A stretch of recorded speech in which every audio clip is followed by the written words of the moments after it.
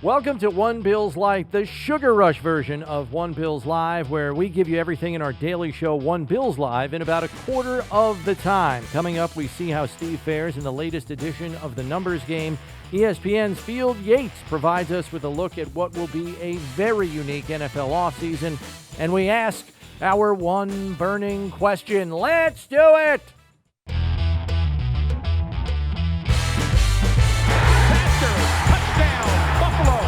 And it's Steve Tasker who has been all over the field. Kind of unique. He was kind of a dual-role player for you.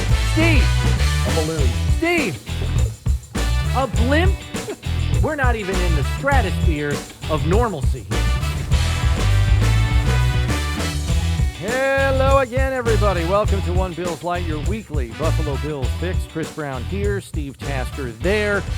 Steve, we enter the offseason with a final look at the 2020 campaign. Josh Allen, as we know, finished as the runner-up to the league MVP award. He received 4 votes, the second most behind Green Bay's Aaron Rodgers, who received 44 of the 50 votes. Patrick Mahomes got the remaining 2. And while I think most NFL observers were in agreement that Rodgers was the league MVP this year, is there any significance to Josh Allen getting the second most votes? Yeah, I think there is. And I think it starts with the fact that it was a great season by a guy that came out of virtually nowhere for a lot of people. They thought he was going to be a competitive, middle-of-the-road kind of starting quarterback, one that won't lose you games maybe, or he's getting better. He's got that high-end ability, but he's still a little bit of a roller coaster. Josh came in and played consistently well from start to finish. I think it takes off the table the doubters. And he's also the quintessential example for all of those people out there who watch these scouts go out and evaluate college players. Josh Allen is the absolute quintessential reason why they want guys who check all the physical boxes. They want guys who are big, strong, athletic, off the charts, freaks of nature athletically. Yeah. Because if you get one of those guys who has it in his heart to be great and he gets there, he becomes the ultimate weapon. And that's what we saw with Josh this year. The guy was a phenomenal football player at the most important position, and he deserved to be in the MVP conversation. I think it was very fitting that he said in his end-of-season press conference that what he proved this year is that the Bills did not make a mistake on taking him 7th overall, and I would be in agreement with that. And then I think taking it a step further, I think what this finish in the MVP voting shows, or at least demonstrates in terms of significance, is that this is a guy that needs to be part of that conversation, provided his production follows suit, in this kind of discussion almost every year. I mean, he is far and away the best player on this football team, and I don't think it's close. And then league-wide, again, provided the production follows year over year, and there's no reason to think that it won't, especially with his offensive coordinator here again another year in Brian Daboll, that this is a guy you got to legitimately consider. He's not an anomaly anymore, and hopefully he's not a guy who just has and is considered a one-year wonder. I think if the production follows into early next season, people are going to be like, all right, we got to keep looking out for this guy. I think he's on the map for MVP voting, I guess is what I'm getting at, more than anything else. I think he sets his own bar as well for what he's capable of doing. Certainly injuries to players around him, injuries to himself, the quality of the guys, his defense that's playing with him. You know, the quality, it's a team sport, no question about it, but this is a team that hung up 13 wins in the regular season this last year, far surpassing, particularly at the beginning of the year, what we thought was going to be a horrifically difficult schedule. He surpassed all the milestones that you could talk about. You know, we thought, well, is he going to throw for 300 yards? We did it 7 times and then threw in 2 other 400-yard games.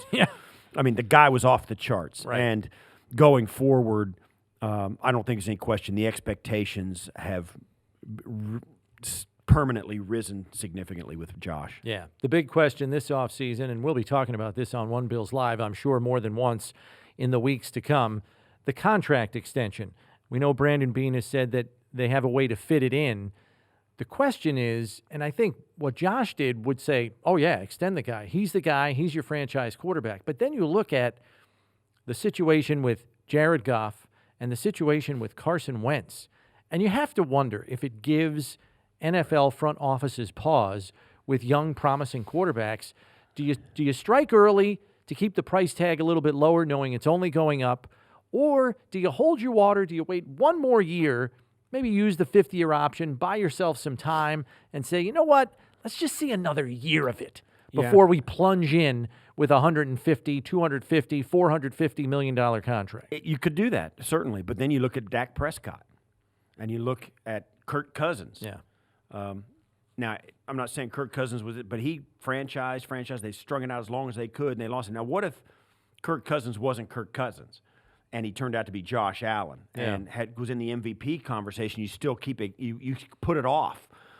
It goes both ways. Certainly, for the player's sake, a guy like Dak Prescott, who was playing it to perfection until he got his leg broken. Right. And same thing with Alex Smith. Yeah, and I think most people would be of the opinion that Dallas has botched that negotiation.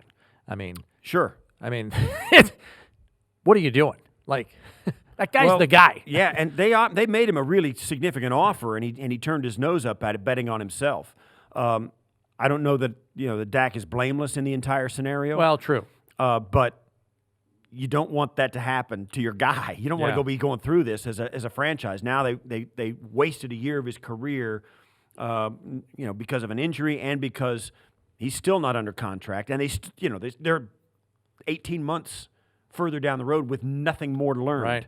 So, and a restrictive cap to boot. So it works the same both ways. Certainly you could put Josh – they're 2 years out from the absolute drop-dead date, and so there's no hurry to do it. But certainly at this point in history, nobody is going to blink at you trying to sign your quarterback to an extension. And I'd be in the camp of let's hitch the wagon. let's get him tied in and just take care of it so we don't have to worry about it down the line here. For Rodgers, getting back to the league MVP situation, it was the third time he's won the award. It's just something you don't really keep up with. Hey, who won the MVP? How many times did they won it? Third league MVP award of his career makes him just the sixth player in league history to win the award 3 times in a career. We'll get to Allen in a moment, but Steve, the first part of the numbers game, this is made for the numbers game. Can you name the other 6 players in NFL history who have won the league MVP award 3 times in their career? Fire up the numbers game music. Let's get going here, Steve. All right. Now, let me ask a question first. Are they all quarterbacks? They are not. Okay. Jerry Rice. Jerry Rice is not on the list of 3-time league MVPs. Paul Hornung. Paul Hornung is not on the list. I'm going to tell you they are mostly quarterbacks. Okay, I got you. All right, let's go. Peyton. Peyton Manning, 5 times. Right. I had no idea he won it 5 times. I would have guessed 3, but not 5. Good Lord. He did it back-to-back twice and then won it again in 2013 before he was done. Do you think he's going to get in the Hall of Fame? Oh, yeah, he already is. He is ridiculous. Tom Brady. Tom Brady is correct. 07, 10, and 17. And then you have Rodgers, who's won, so that's 3 of them. 3 of so the you 6. have 3 left. All right. I will say Terry Bradshaw. Not Terry Bradshaw. Joe Montana. Not Joe Montana. Really? Won it twice. Not 3 times.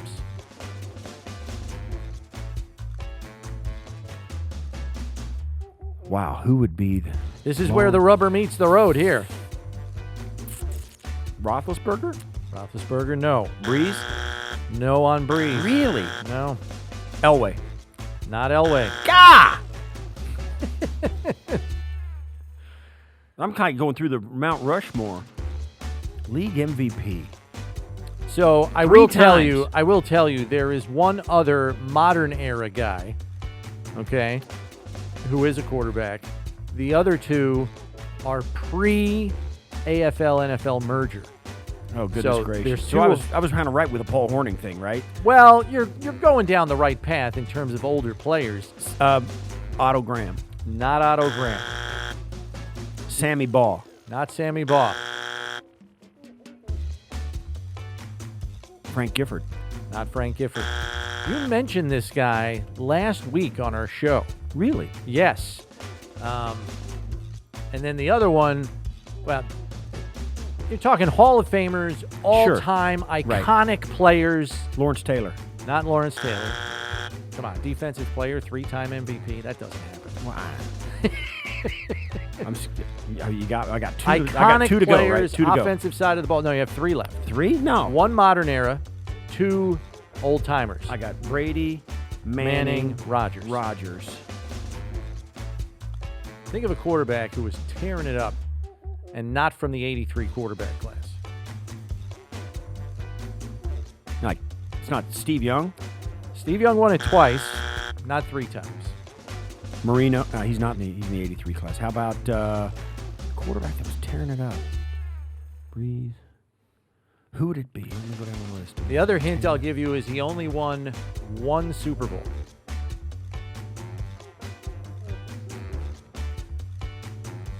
Quarterback, only 1 Super Bowl win. I should have cheated.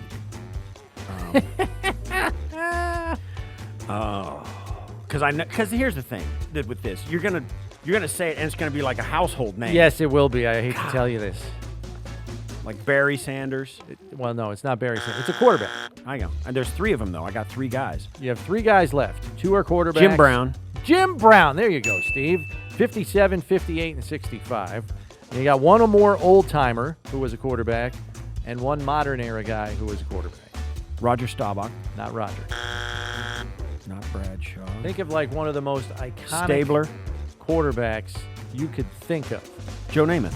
Not Joe Namath. I unfortunately think that Joe Namath gets way too much credit. I know. The guy had 2 wins in the playoffs in his entire career. I know. Good Lord, man. He's a great dude, though. He is great. I love Joe. He's more iconic off the field. That's well. Yeah. Come on, you can do this. I have faith in you, Steve. Why is this so difficult?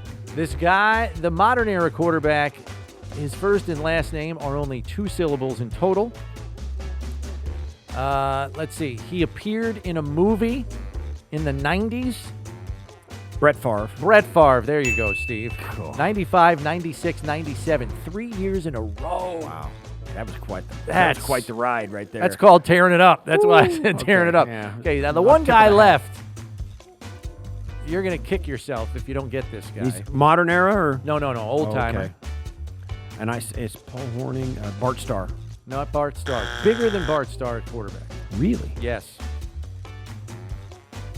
Bigger than Bart Starr? Yes. Back in the old days. It's not Otto Graham. Not Otto Graham. Not Tom. Who was it? No, it wouldn't be him. Come on. Give me a quarterback. Give me your all-time, NFC team or AFC team? AFC. Pre-merger. Darryl LaMonica. Not Darryl LaMonica. Oh, much bigger than Darryl LaMonica. Come on. All-timers. Like, if you name the all-time old-school quarterbacks, give me, like, the top 3 that would come out of your mouth. Wow. All-time, old-school. It's not Bob Greasy. Not Bob Greasy. It's not. Lenny Dawson. They didn't even use his whole last name. What? They didn't even use his whole last name. They just used the initial when they referred to him. The initial of his last name is all they used. They didn't Jimmy even G. use his whole last. They didn't even use his whole last name. Gosh, I don't know. This is getting me now. I'm All totally. right, I'll have to just give it to you. What is it? Johnny Unitas. Oh, Johnny Unitas, of course.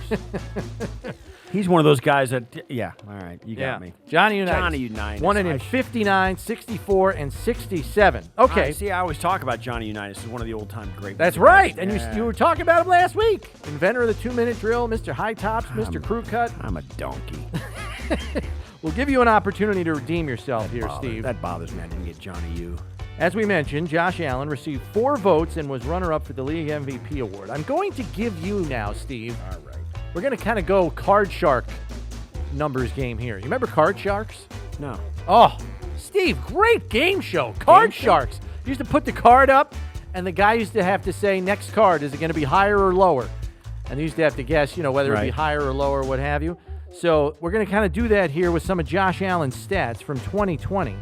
And then ask you if you think Allen's numbers are higher or lower than an MVP in the last 5 years, okay? Oh, last 5 years? Okay. Yeah, so here we go. All right. First up. I know he compared very well with I know these he guys. did. So Josh Allen, 37 touchdown passes in 2020, as we know. Do you think that is higher or lower than the number of touchdown passes Lamar Jackson had last season in his MVP year? Touchdown passes? Higher or oh, lower? it's higher. You are correct. It is higher by 1. Oh, really? Lamar Okay. Jackson had 36 touchdown passes Yeah. in 2019. Okay, good. So you're 1 for 1. Second, Josh Allen had 10 interceptions in 2020. Do you think that is more or less than Patrick Mahomes had in 2018, his league MVP year? 10?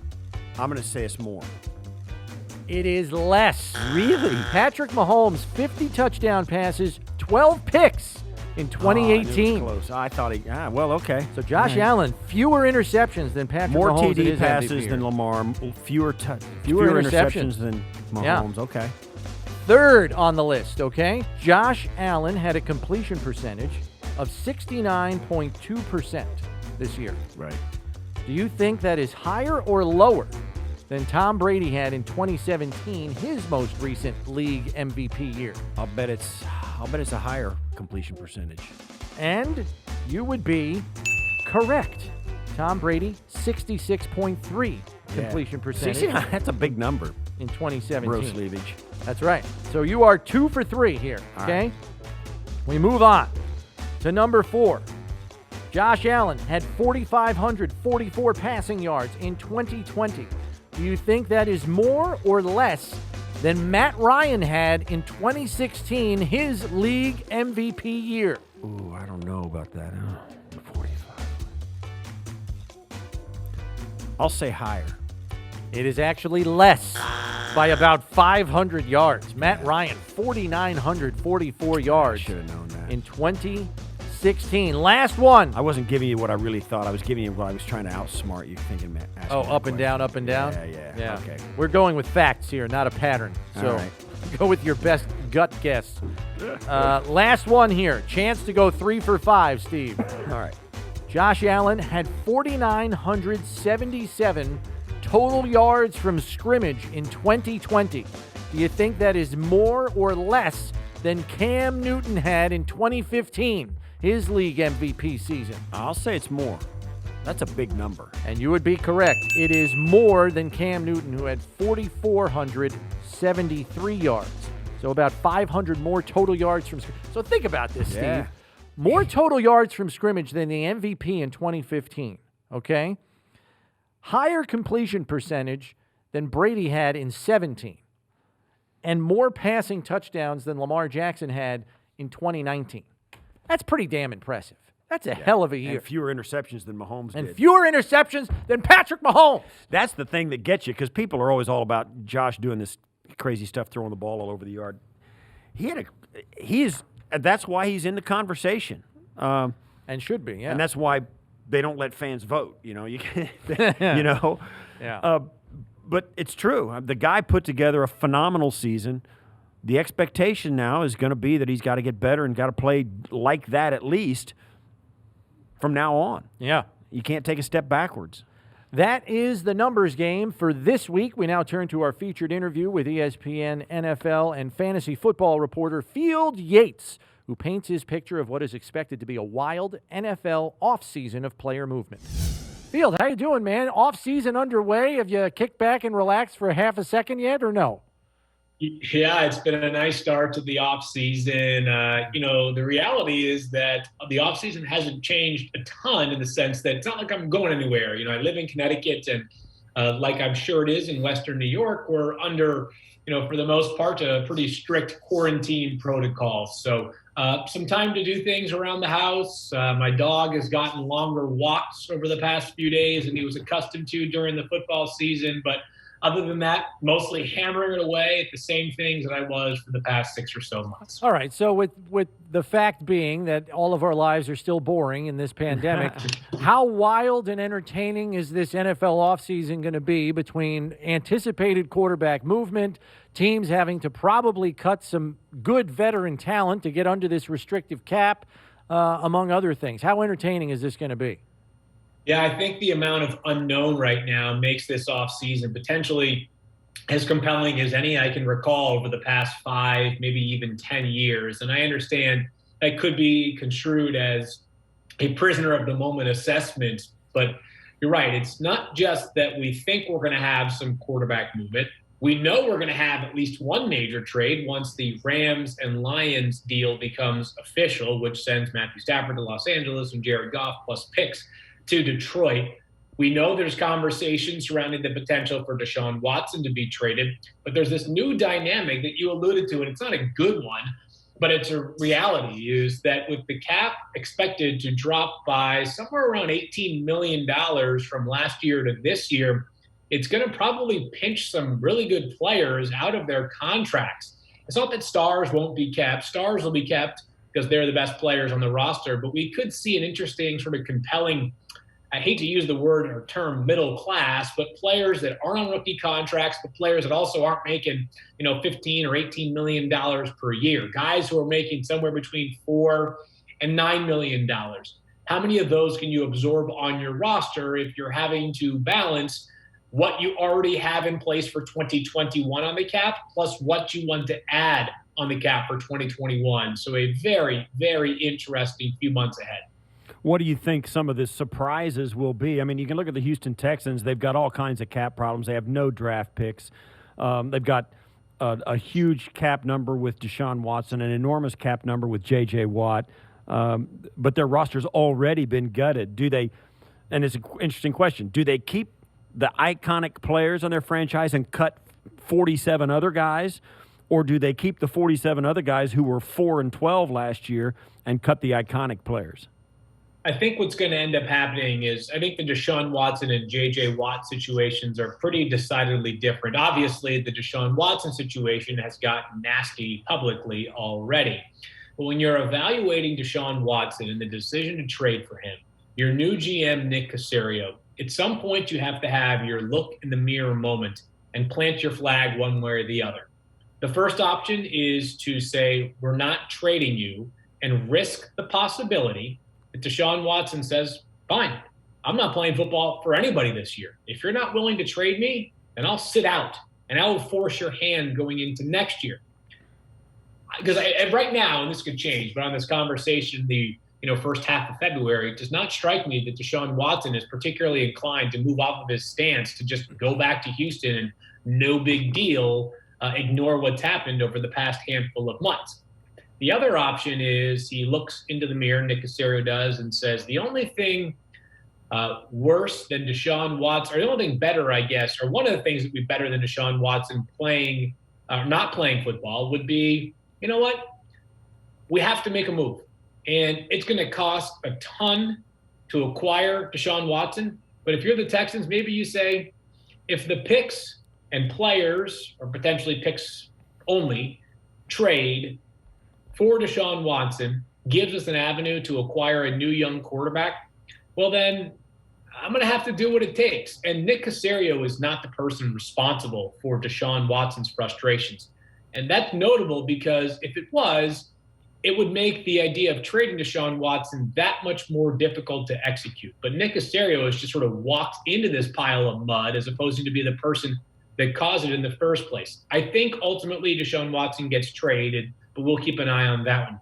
As for J.J. Watt, guys, it kind of reminds me of the Matthew Stafford situation in some ways, in that if J.J. Watt is traded or released, it wouldn't surprise me if it's one of those decisions that comes mutually, because J.J. Watt's still a really good player. I know he's going to get paid a lot next year, but he's a really, really good player, and he is iconic, and he means so much to Houston, and right now they don't have much to cling on to.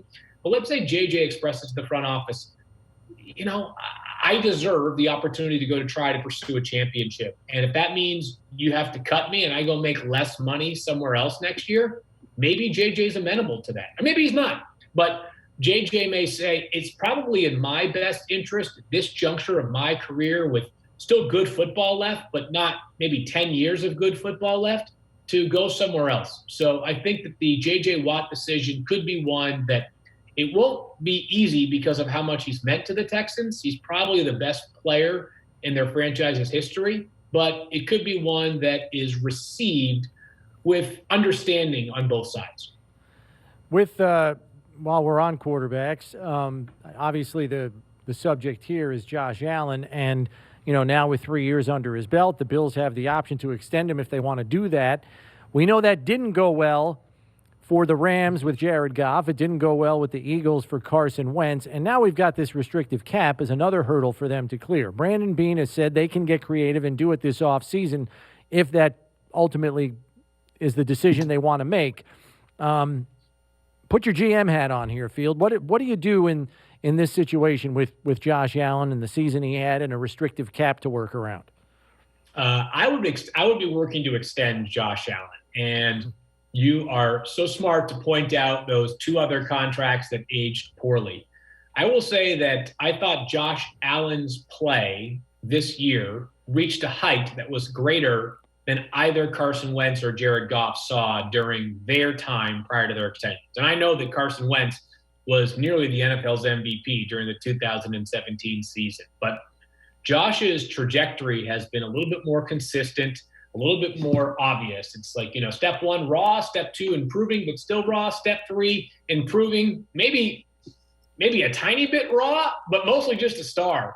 And the long-term ramifications of an extension that is signed right now could really pay off for a team, because if Josh, let's just imagine a scenario where Josh does sign an extension this offseason, and I'm just going to make up numbers here. I'm not, this is no reporting or anything, but if it's a 5-year extension, so 2 more years beyond, I guess that would be 2022. We get it through 2027. 5 years, $175 million, which if my math is accurate, that means $35 million per season. Right now, it's going to place him up or near the top of the highest paid quarterbacks. But 3 years from now, that could be somewhere around, 9th, 10th, 11th, 12th. And Josh Allen could be, at that point, first, second, third best quarterback in the NFL. I mean, one of the top 5 players at the position. So I think the long-term advantages, beyond the fact that Josh Allen, I think, more than any other Bills player, represents what Brandon Beane and Sean McDermott have done. It's not that they've been exclusively a draft team, because obviously Stephon Diggs acquired in a trade, and free agents like Cole Beasley and Mario Addison and players on both sides of the ball, Micah Hyde, etc. But the idea that we believe in you, we're going to surround you with the pieces to make you great, and we buy into your ability. I think that Josh is sort of the face of that in Buffalo on that roster. Yeah, and what about going forward with what you've seen and about how their season ended? And we've had this conversation where the last 4 or 5 teams, 6 teams in each conference, go all the way back to the Bills game against Baltimore when Baltimore didn't play their best. The Bills played very well. In the next game against the Ravens or against the Indianapolis Colts, they played pretty well, and the Bills played well enough to beat them. But you get into the Chiefs AFC Championship game, Bills didn't play well. The Chiefs beat them by 2 touchdowns in the Super Bowl. It's the same thing with different teams. How close are all these teams at the top, and what do they have to do to get better? What's the philosophy prevailing in the NFL? I mean, I know you're a big fantasy guy, and I know Josh is like the 800-pound gorilla in fantasy football, but how do these teams don't reload instead of rebuild in this environment? I think it's much different than it has been in years past and decades past. Yeah, well, I would say that we were reminded again, there's more than one way to skin the cat in the Super Bowl, right? I think people said that, the Bucs and Chiefs roster have some comparable tenets, but they're also very different. I mean, the Bucs, you can make the case that the defense is almost on par with their offense, if not even a tick above, based on the way that they played this year. They're so talented on both sides of the ball. But they're close, the Bills are. It didn't feel that way in the AFC Championship game, but in the same way that if the Bucs and Chiefs played 100 times, maybe the Chiefs win 45, 50 times out of 100, maybe even more than that, maybe 55 out of 100 times. No one knows, right? They only play once. Same deal with the Chiefs and the Bills game in the AFC Championship is that I don't think the Bills were as bad of a team as the score may have suggested. I don't say bad, but they're not as far away from the Chiefs as the score may have indicated. I think they are closer than the score may have indicated. I think the Bills are going to the challenge for them, and this is a challenge that goes league-wide, is that this roster was so good this year, and Now, how do you find a way to retain not all of it, but most of it? You're going to have to make some difficult business decisions. And, you got players like Matt Milano, amongst others, that are scheduled for free agency. How do you thread that needle if you're Brandon Beane and his staff of prioritizing the players that we have to keep, but also understanding that not everybody can be kept? And those aren't that far off. I really don't believe that. I think just a little bit more defensive reinforcements. It felt like the defense was less consistent this past year than it was in 2019, and this team could be right there ready to compete for the Super Bowl as soon as next season. We're talking to ESPN's Field Yates. Field, you outlined how the middle market could get squeezed in free agency and on rosters this year based on this restrictive cap. How do you think the designation of franchise and maybe transition tags is impacted by the restrictive cap? Because, I understand you want to keep your best players, but man, I mean, that's a hell of a commitment in a restrictive cap year, and you may not even know what the cap is definitively when the opportunity to tag guys opens in a little over a week. I mean, they're saying they may not get the hard number until March 9th, March 10th, March 13th. It might not be until the free agent market opens, for goodness sake. So how is the franchise and transition tag game going to be played without a hard number available to NFL front offices? I think what you might see, and this is just a guess here, an instinct, is that, players that are obvious franchise tag candidates are going to get the franchise tag. But in the years past, sometimes what you've seen with teams is that they've gone ahead and tagged a player who is maybe not quite at the elite game-changing level that you would think of as a franchise player, but a good enough player you want to keep him, but you just can't quite get to the numbers that you want to mutually agree to. Maybe we see a little bit less of that this year where, hey, you're maybe, and I don't know what the number scale would have to be. If the franchise tag is for players at 8.5 and above, but a player is viewed by a team as a 7.5 this year, maybe in previous years you just franchise tag him and figure it out later. This year, if you don't figure it out, as you said, Chris, this is a year where, let's just say it's a franchise tag for $17.5 million. That could be, 9.5, 10% of your cap. And if that player is only going to be there for one more year, unless he is truly your franchise player, it might be a more difficult decision to justify. So it'll be very interesting to see how things shake out. Last one for me. We've heard numbers as high as 18 teams with different guy taking snaps on opening day of 2021. What's your number? How many teams do you think will have an actual different quarterback or from another team or a new face on the franchise taking snaps? How many teams do you think the over-under is? I'm going to go, I think 18 is a reasonable over-under. I'm going to go with at least 12, right? I think 12 is a pretty, that's the floor is 12 in my opinion, because, it's not just that we've seen things like the retirement of Phillip Rivers and the eventual retirement of Drew Brees. It's a trade. So that's 4 right there, right? Matthew Stafford and Jared Goff. We've already reached 4 and the league year hasn't even begun. Then you factor in the Jaguars and potentially 2 or 3 other teams in the first round of the draft, plus potential trades if Deshaun Watson gets traded. I mean, the number can inflate past 12 pretty quickly. So I wouldn't be surprised if the number ends up around 15, 16, and it certainly could push as high as 20. I tell people this frequently. My colleague, the great, incomparable Adam Schefter, does not make predictions unless he is well-researched on the topic. I don't think he would throw the number 18 out there just because. I think he probably has thought through it very logically and has studied it, and I think there's a chance that number could be what we end up approaching. Thanks, Field. All right, we know your time's tight, Field. We appreciate the time you gave us. Good to see you. Enjoy your off season, and we know you'll stay busy, but not too busy, all right? All righty, sounds good. Talk to you guys soon. All right, Steve, time now for us to ask our one burning question. With the anticipated salary cap for the Bills and every other NFL team expected to be around $180 million, just slightly up from the original floor of $175 million, the Bills front office gave indication that their defensive line needs to be more effective in getting consistent pressure on their own without blitzing or sending extra players most of the time. With 30% of their salary cap already devoted to their defensive line, the one burning question is, what is the best way to make that defensive front better? Well, I think the best way seems you need some. I don't think if you brought the same guys back in the rotation, I don't think they're going to get better. Yeah, magically. Yeah, I don't think it's magically going to get better. Now, certainly they could play better or whatever, but I think they need. You can.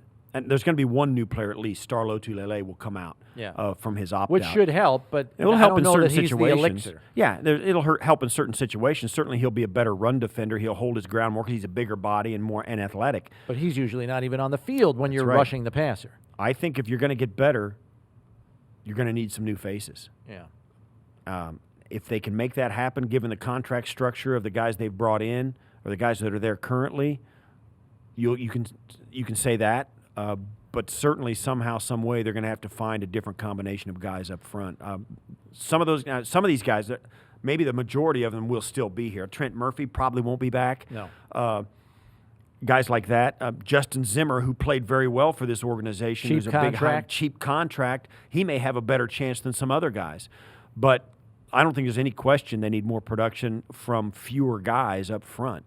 And if it means you swap out 2 for 1, one very expensive player off the free agent market for 2 pretty expensive players and then a cheap contract, so that may be it. But I think the bottom line is they're going to make that a competition this offseason. You can imagine that they're looking to see if they can upgrade faces over there rather than just contracts. 6 of the top 11 salary cap figures on this roster are on the defensive line, and that's the area you have to improve.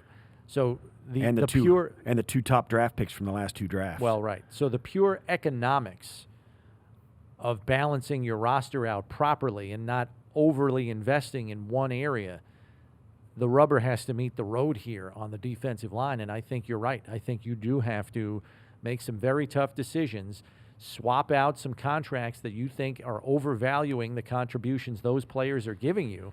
And granted, it's only 1 year, and it was in a pandemic season. You can make every excuse that you want to, but this is a results-oriented business.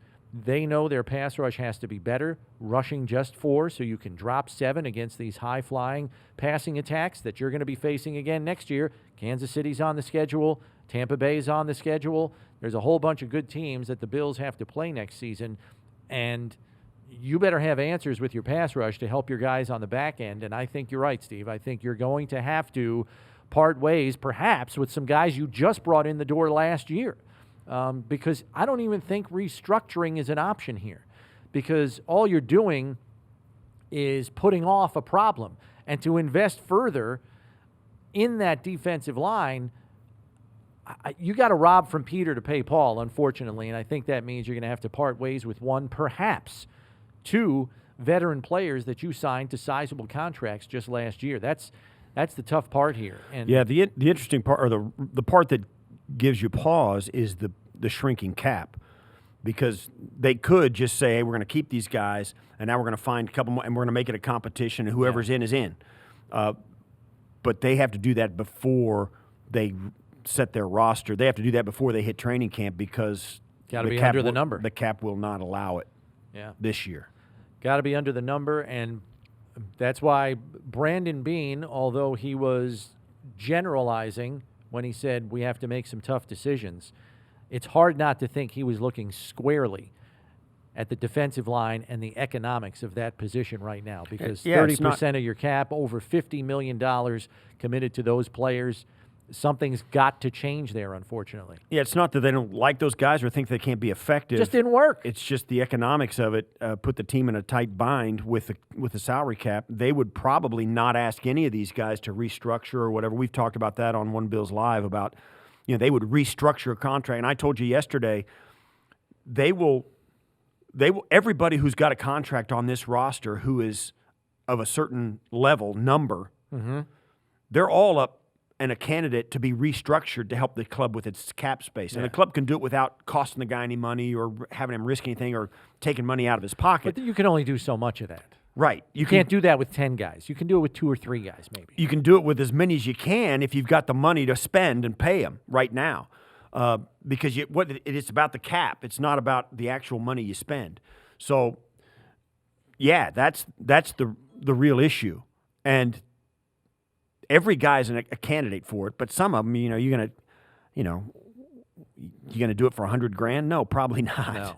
No. Because that's what we're talking about with some of these guys. You need to save millions here. Yes, you're talking about guys that are making 7 figures, almost 8, and those are the guys that need to come in and say, listen, here's what we got to do. We got to restructure your contract to give us some cap relief. Here's what it means to you. Here's what it means to us. Are you willing to do it? And if they say yes, awesome. If they say no, that's great. You can become a free agent for a time, and right. And I think, but the other part of it is, you got over $55 million committed to defensive linemen, and you're looking to add there to make that group better. You're going to have to subtract.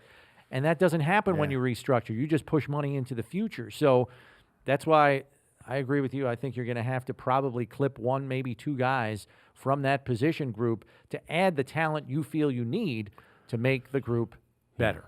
And that's kind of where it sits. If you got 8 guys, you're going to Starlo Tulele goes in really at the top of the defensive line, at the top of the defensive tackle rotation. So whoever's at the bottom, whoever it is, Vernon Butler, Harrison Phillips, or Dustin Zimmer, or whoever, Ed Oliver, those guys that are in that everybody goes down one notch because Star goes to the top on first and second down. So there's that already, one new face. But it is going to be interesting. It's going to be more about the economics and the contracts as much as it is about production and the guys they really like or don't like. But I think, like I said at the beginning, if they're going to change the defensive line's production, they're going to have to change the faces and the bodies up there. And that is what is going to make the decision-making of the Bills front office so interesting this offseason. That's going to do it for this week's episode of One Bills Lite. Thanks very much for listening. Remember to subscribe to our podcast if you're listening on Apple Podcasts, Spotify, or any of your favorite podcast platforms, or if you're watching and listening on YouTube. And remember, when there isn't enough time for One Bills Live, there's always enough time for One Bills Life. For Steve Tasker, I'm Chris Brown. We'll see you next week, everybody.